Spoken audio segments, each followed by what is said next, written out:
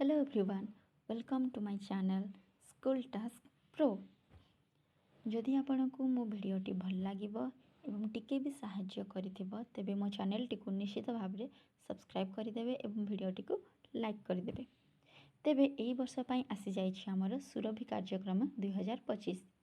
तेबे एथिरे थिबा वितर्क प्रतियोगिता पई हमर टॉपिक टी अछि कृत्रिम बुद्धिमत्ता एआई शिक्षादान रे शिक्षकक भूमिका नहीं पारिबो कि। वितर्क प्रतियोगिता रे आमको आइदर सपक्षरे कहबाकू थाए किंबा विपक्षरे कहबाकू थाए। मु मो चैनल रे आपण मानक पई दीटा जांक ऊपर वीडियो बनै देछि। एही वीडियो रे मु टॉपिक सपक्षरे मोर मत व्यक्त करबाकू जाउछि एवं सेथिरे थिबा प्रतिटी पॉइंट को मु आपण मानक गोटिए पर गोटिए बुझेई चलिबी। शुभ सकाळ सम्मानीय विचारक मंडली एवं मोर प्रिय बंधु माने, आज एही सभारे मोर मत व्यक्त करिवार सुयोग पाई मु धन्य मने करुछि। मु ए प्रस्ताव रे एकमत जे हाँ, कृत्रिम बुद्धिमत्ता शिक्षादान रे शिक्षकक भूमिका नहीं पारे। मु एक प्रश्न पचारि आरंभ करुछि। आपण केबे चैट जीपीटी को प्रश्न पचारि छंती किंबा यूट्यूब रे पाठ देखि छंती एवं एहाको आपणक पाठ्यपुस्तक अपेक्षा भल भावरे बुझिछंती कि? जदि हाँ, तेबे कृत्रिम बुद्धिमत्ता आपणको शिखिबारे साहाय्य करुछि।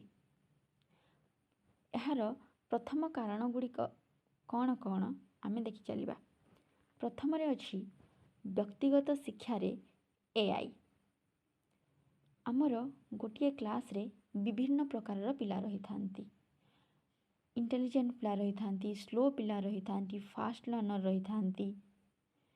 एआई से विभिन्न प्रकार पिला मानकर शिक्षा ग्रहण शैली को विश्लेषण करि पारे और सही हिसाब रे से शिक्षादान शैलीर व्यवहार करिबा पई एडवाइस देई थाए। जणे छात्र किपरि शिखे ताहा एआई विश्लेषण करि पारिबो एवं तापरे शिक्षादान शैली को सही अनुसार सजाड़ी पारिबो। मानव शिक्षकंक परि एआई तुरंत मतामत दे पारिबो, आवश्यक अनुसार धारणा गुड़ी को पुनरावृत्ति करि पारिबो एवं अनुकूलित प्रश्न प्रदान करि पारिबो। उदाहरण खान एकाडेमी और बायजुस भली आप पूर्वरु छात्र मानक पाठ्यक्रम को व्यक्तिगत भाव में प्रस्तुत करिबा पई एआई व्यवहार करुछि। सेकेंड पॉइंट अछि हमर एआई रो 24/7 आवर उपलब्धता।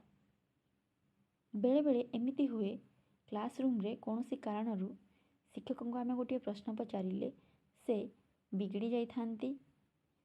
जदि कौनसी कार्यभार कारणरू शिक्षक बेले बेले क्लांत मध्य होई पड़ी थांती। शिक्षक माने हेले मनीष, सेमानकु विश्रामर आवश्यक रही थाए, किंतु चैट जीपीटी, वर्चुअल ट्यूटर एवं शिक्षागत बट भली एआई उपकरण गुड़िक आमे जे कौनसी समय रे जे कौनसी स्थानरू शिक्षा ग्रहण करिबा पई व्यवहार करि पारिबा। छुट्टी दिन रे हेउ किंबा से मध्यरात्र रे हेउ जे कौनसी मुहूर्त रे आम मन को गोटे डाउट आसिले आमे एआई को व्यवहार करी से डाउट को क्लियर करि पारिबा। तृतीय पॉइंट रे अछि पक्षपात एवं असंगति किभली भाबरे एआई दूर करिबारे साहाय्य करे। एआई होची एमिति एक मेसिन जहा केबे रागे नाही किंबा पक्षपात करि पारे नाही। एहा मध्य केबे क्लांत हुए नाही। एहा समस्त छात्रन को समान ध्यान प्रदान करि थाए। छात्रटी धनी हेउ किंबा गरीब हेउ, धीर हेउ किंबा द्रुत हेउ, समस्तन को एआई समान भावरे ध्यान प्रदान करि पारिबो। चतुर्थ पॉइंट रे अछि पुनरावृत्ति घटुथिबा कार्यगुड़िक पई एआई किभली भावरे वरदान होई पारिबो। किछि कार्य अछि जेपरि कि परीक्षा खाता को ग्रेडिंग करिबा, छात्र मानकर कार्यदक्षता को ट्रैक करिबा, मानव शिक्षक मानकु सृजनशील एवं भाव प्रदान समर्थन उपरे ध्यान देबा पई एआई सठिक परामर्श दे पारिबो। 5 नंबर पॉइंट अछि हमर भविष्यत पई एआई किभली भावरे शिक्षा क्षेत्र रे हमकु सहाय्य करि पारिबो। दिन को दिन आमर जुग डिजिटल हेबार लागिछि। विश्व अधिक डिजिटल हेबा सहित एआई प्रत्येक वृत्ति रे एक आवश्यक साथी होई पारिबो। श्रेणी गृह रे आमे एआई रो प्रचलन करिबा द्वारा शिक्षक मानकु बदलाइबा नाही, बरम ଶିକ୍ଷାର ପ୍ରସାର ପାଇଁ, ଶିକ୍ଷାକୁ ଅଧିକ ଉନ୍ନତ କରିବା ପାଇଁ AI ଆମକୁ ସାହାଯ୍ୟ କରିପାରିବ। ହଁ, ହୁଏତ AIର ଅନୁଭବ ଓ ଭାବନା ଶକ୍ତି ନଥାଇପାରେ, କିନ୍ତୁ ଏହାକୁ ସହାନୁଭୂତିପୂର୍ଣ୍ଣ ଭାବରେ ପ୍ରତିକ୍ରିୟା ଦେବା ପାଇଁ ପ୍ରୋଗ୍ରାମ କରାଯାଇପାରିବ। ଭବିଷ୍ୟତରେ ହେବାକୁ ଥିବା ହାଇବ୍ରିଡ୍ ମଡେଲ ଗୁଡ଼ିକରେ AIକୁ ଆମେ ଏଭଳି ଭାବରେ ପ୍ରୋଗ୍ରାମିଂ କରିପାରିବା ଯାହା ବିଷୟବସ୍ତୁ ପ୍ରଦାନର ଉପରେ ବିଶେଷ ଯତ୍ନ ନେଇପାରିବ। ତେଣୁ ଶେଷରେ ମୁଁ ଏତିକି କହିବି ଯେ AI ଅନେକ ଦିଗରେ ଶିକ୍ଷକଙ୍କ ଭୂମିକା ଗ୍ରହଣ କରିପାରିବ।